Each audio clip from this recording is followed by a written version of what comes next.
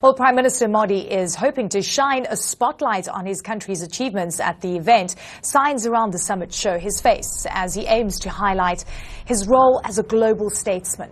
And Mr. Modi has been on a campaign to beautify the area. The government has cleared slums and removed stray dogs in preparation for the gathering. It comes as the government seeks to wield its influence in both the G20 and among BRICS countries. Ravi Agrawal is the editor-in-chief at Foreign Policy.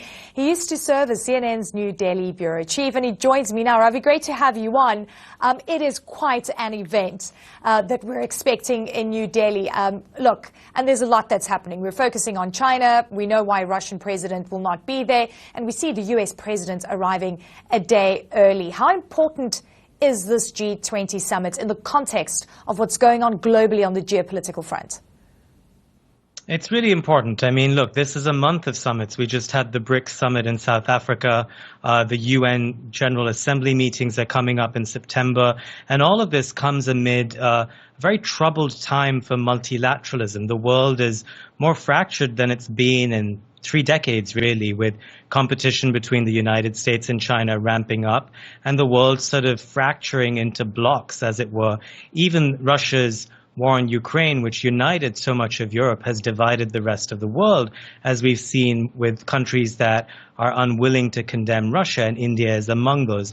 The G20 amid all of this is incredibly important because it brings together so many countries, and not only that, it is trying to expand. I think Ivan mentioned this, but if the G20 does end up also including the African Union from next year onwards, making it a much bigger G21 covering a large part of the world, that would make the G20 a much more powerful, more inclusive organization, kind of setting it up against the G7, the BRICS, and other groups that have become more powerful on the global stage, especially the G7. That's one thing. The other thing, as again Ivan alluded to, was debt relief. If the G20 under India's leadership is able to provide more instruments for debt relief for the global south, better interest rates, for example, more money for the World Bank and the IMF to deploy at better lending rates for countries like Nigeria, which spends 90% of its GDP servicing debt, then that would be a huge accomplishment to emerge from this.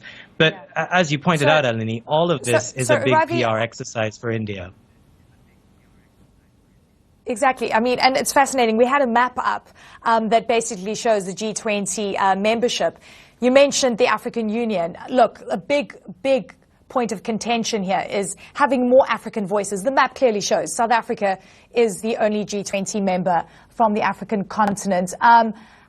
Giving the global south a bigger voice, does that amplify the strength of the G20 and perhaps, you know, do away with the conversation and the fear that the global power axis might be shifting dramatically, of course, with what we've been seeing with Russia and Ukraine and, of course, the rise of BRICS?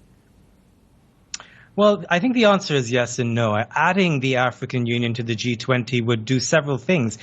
There's a moral reason to add the African Union because so much of global policy making gets done without including the global south. And India has really made a point to try and become the voice of the global south, self-proclaimed, but still. And remember, the previous host of the G20 was Indonesia. The next two hosts are going to be South Africa and Brazil. So there really is a move towards making the G20 more of a voice of the global south, and this is all a piece to that. But the flip side of that, Eleni, as you well know, is that this could end up making the G20 more unwieldy. You have organizations such as the United Nations, which are riven by paralysis mostly, because there are so many members and none of them agree on anything. And I think that's the other big test we're going to see in the next 2 days. Analysts have said that we don't expect a final communique, a joint communique to emerge on Sunday. And that's because the French have said that they won't sign one that doesn't strongly condemn Russia for the war in Ukraine. Russia, of course, is never going to sign that kind of a document. Yeah. So, Ravi, very quickly, in terms of China's absence, the president of China not attending, I mean, we know that they have friction with regards to border disputes. Chinese president was in South Africa. For BRICS, for example, what are you reading into his absence? Well, I think it depends on how much they thought through how it would be read by the rest of the world. Xi Jinping has traveled a fair bit this year after not traveling for a while. But two things really strike me. One is China has an unresolved border crisis with India. This shines a spotlight on that. And that is not good for India. So India is quite upset by that. Maybe China thinks it's getting something out of that. But the other thing I think is that this is a missed opportunity in that Xi Jinping doesn't get to meet US President Joe Biden on the sidelines.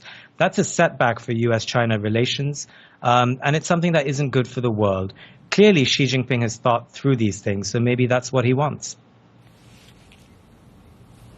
Ravi Agrawal, great to have you on. Thank you very much for your insights.